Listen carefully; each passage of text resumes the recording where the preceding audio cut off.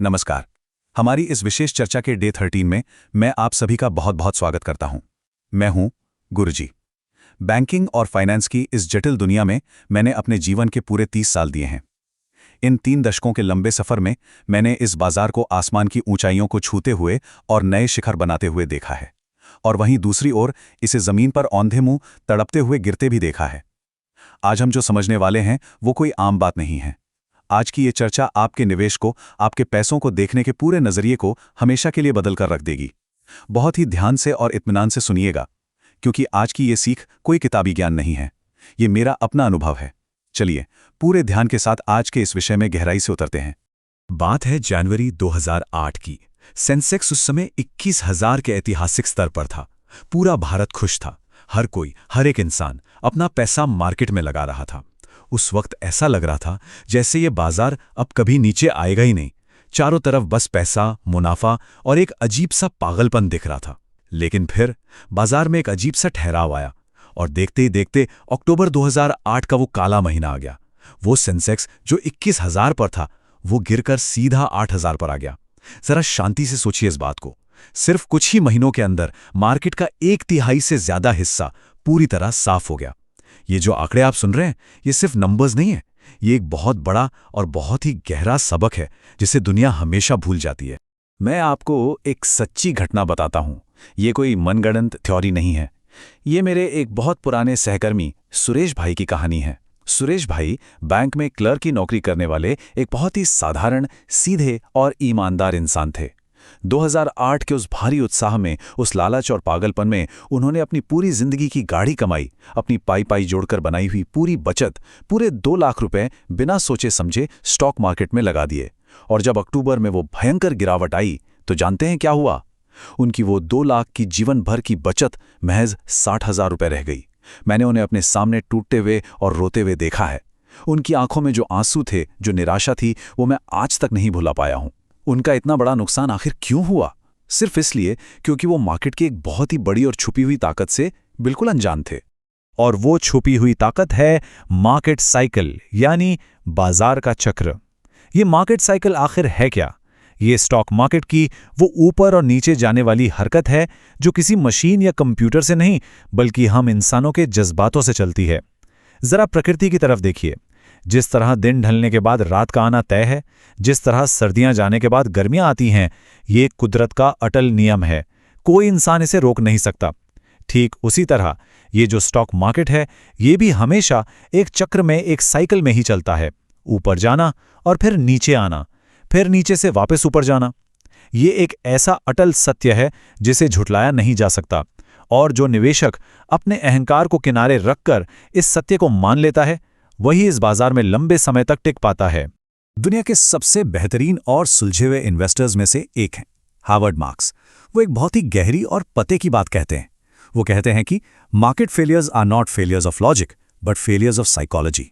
इस बात का सीधा सा और गहरा मतलब यह है कि मार्केट कभी भी लॉजिक, अर्थशास्त्र या गणित की वजह से फेल नहीं होता। मार्केट फेल होता है हमारे इंसानी मनोविज्ञान की वजह से, हमारे अंदर गहरे छुपे हुए लालच और हमारे डर की वजह से। ये जो बाजार की साइकिल बनती है ना, ये इसलिए बनती है क्योंकि इंसान स्वभाव से बहुत इमोशनल होते हैं।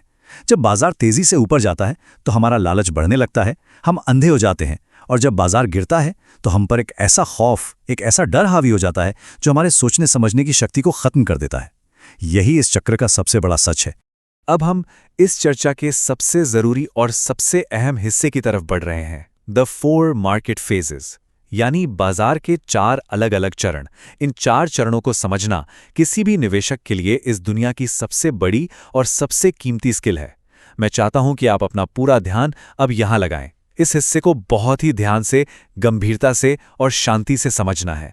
चलिए इन 4 फेजेस को एक एक करके बहुत ही बारीकी से समझते हैं। पहला चरण है रिकवरी। इस समय बाजार में चारों तरफ सिर्फ और सिर्फ डर का माहौल होता है। हर कोई डरा हुआ होता है, सब लोग अपना पैसा निकाल रहे होते हैं। और यही वो वक्त है जब एक समझदार और अनुभवी निवेशक चुपचाप, बिना शोर मचाए, धीरे धीरे अच्छे शेयर्स खरीदना शुरू करता है। दूसरा चरण आता है एक्सपेंशन। इकोनॉमी थोड़ी सुधरने लगती है, माहौल में थोड़ी पॉजिटिविटी आती है, लोग थोड़े आशान्वित होते हैं, उम्मीद जगती है। इस फेज में नियमित रूप से एसआईपी के जरिए अपना निवेश अनुशासित तरीके से जारी रखना सबसे बड़ी समझदारी है। इसके बाद आता है तीसरा और सबसे खतरनाक चरण, यूफोरिया। ये वो समय है जब हर इंसान, हर निवेशक हद से ज्यादा लालची हो जाता है। सबको लगता है कि वो रातों रात अमीर बन जाएंगे। मार्केट में कोई डर नहीं बचता।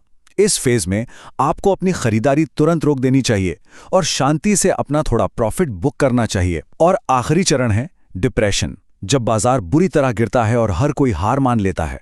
आम निवेशक रोते हुए मार्केट को हमेशा के लिए छोड़ देते हैं, लेकिन जो स्मार्ट इन्वेस्टर होता है वो इसी डिप्रेशन के माहौल में अपने लिए नए अवसर ढूंढता है और हिम्मत करके धीरे धीरे निवेश करता है। ये बात बिल्कुल स्पष्ट है कि जब आप भीड़ के जज्बात के एकदम उलट काम करते हैं तभी आप सही मायने में निवेश कर पाते हैं।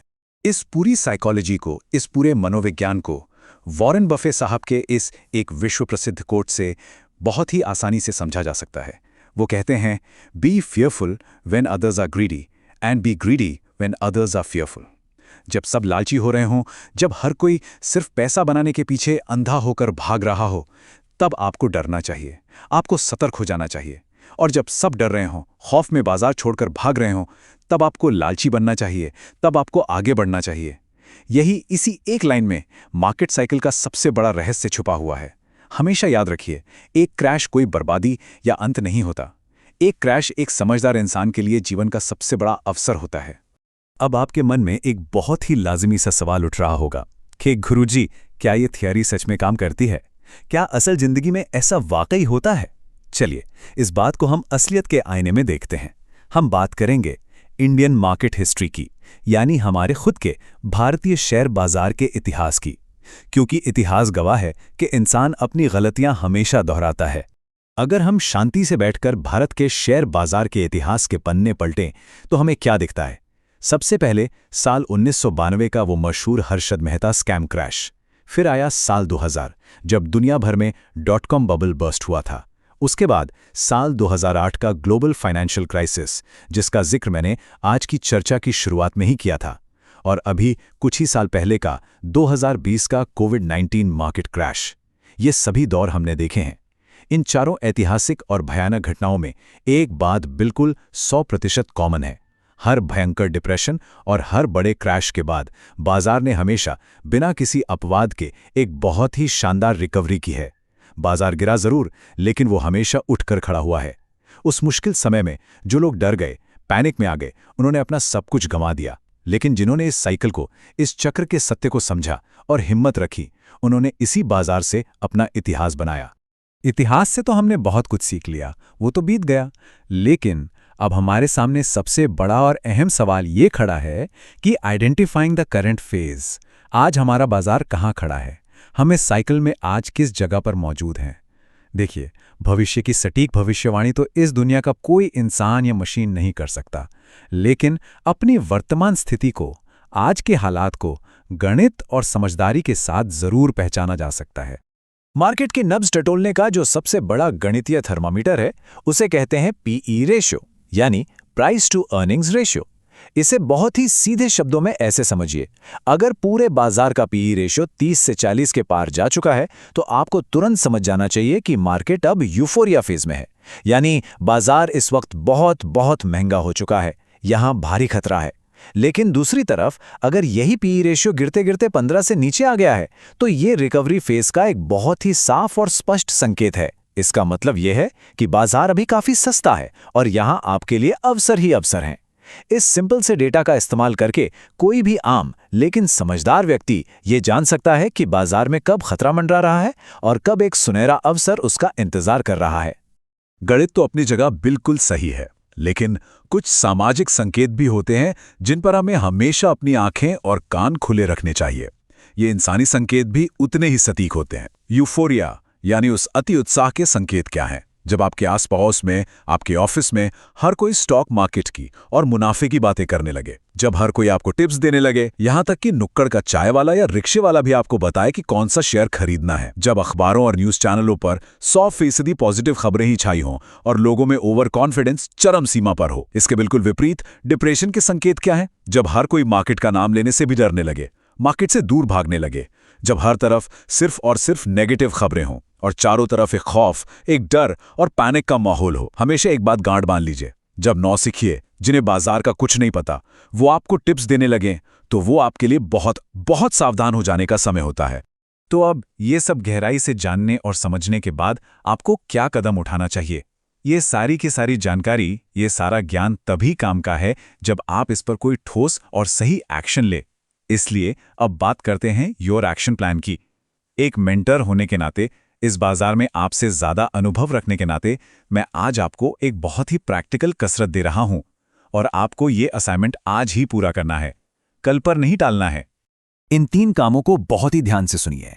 पहला काम, आज ही अपने फोन या कंप्यूटर पर इंटरनेट पर जाइए और आज के सेंसेक्स का पीई रेशियो चेक कीजिए। दूसरा काम, अपने आसपास के माहौल को, लोगों की बातों को ऑब्जर्व करना शुरू कीजिए। क्या लोग आजकल बहुत खुलकर स्टॉक टिप्स दे रहे हैं? क्या आजकल न्यूज़ में खबरें बहुत ज़्यादा पॉजिटिव आ रही हैं या फिर बहुत नेगेटिव हैं? और तीसरा काम, इस सारे डेटा का और अपने इस ऑब्जर्वेशन का गहराई से विश्लेषण कीजिए और अपनी एक डायरी में अपने हाथों से लिखिए कि आज हमारा मार्केट इस साइकिल के किस फेज में खड़ा है। ये जो छोटी सी कसरत है ना, ये आपको मेरे उस दोस्त सुरेश भाई जैसी भयंकर गलती दोहराने से और अपनी जीवन भर की गाढ़ी कमाई लुटाने से हमेशा के लिए बचा लेगी। इस काम को टालना नहीं है, इसे आज ही पूरा करना बहुत जरूरी है। और अब आखिरी में जाते जाते मैं आपके जहन में एक बहुत ही गंभीर सवाल छोड़कर जा रहा हूं। आज इस पल हमारा मार्केट किस चरण में है? ये सवाल खुद से पूछिए। इस सवाल का जवाब ढूंढना ही इस बाजार में अपने दिमाग को और अपने अंदर के लालच को काबू करने की सबसे पहली और सबसे मजबूत सीढ़ी है। आज के इस विश्लेषण में हमने मार्केट के इस महान साइकिल को बहुत ही शांति और गहराई से समझा है। कल की चर्चा में हम बात करेंगे बुल मार्केट साइकोलॉजी के बारे में, और मैं आपको यकीन दिलाता हूं वो विषय इससे भी कई गुना ज्यादा दिलचस्प और आपकी आंखें खोलने वाला साबित होगा। तब तक के लिए इस बाजार के चक्र को हमेशा हमेशा याद रखें, सीखते रहें, बिना डरे समझदारी से आगे बढ़ें और एक सफल निवेशक बनें। नमस्कार।